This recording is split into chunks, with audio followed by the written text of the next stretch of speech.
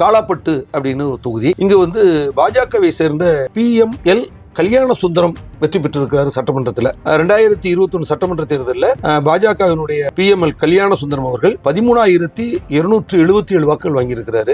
அவரை எதிர்த்து நின்ற சுயேட்சை வந்து 9,769 வாக்குகள் வாங்கியிருக்கிறாங்க.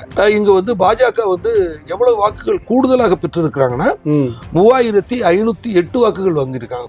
2024 மக்களவை தேர்தலில் காலாப்பட்டு சட்டமன்ற தொகுதியில் காங்கிரஸ் வந்து 13,465 வாக்குகள் வாங்கியிருக்கிறாங்க. பாஜக வந்து 10,859 வாக்கு வாங்கியிருக்கிறாங்க. அதிமுக 971 வாக்குகள் வாங்கியிருக்கிறாங்க. நாம் தமிழர் வந்து 2,098 வாக்குகள் வாங்கியிருக்கிறாங்க. அதிமுக பாஜக தனியா வாங்கின வாக்குகளை இணைத்து பார்த்தோம்னா 11,830 வாக்கு வாங்கியிருக்கிறாங்க. காங்கிரஸ் வந்து மக்களவை தேர்தலில் காலாப்பட்டு தொகுதியில் 1,635 வாக்குகள் கூடுதலாக பெற்றிருக்கிறாங்க.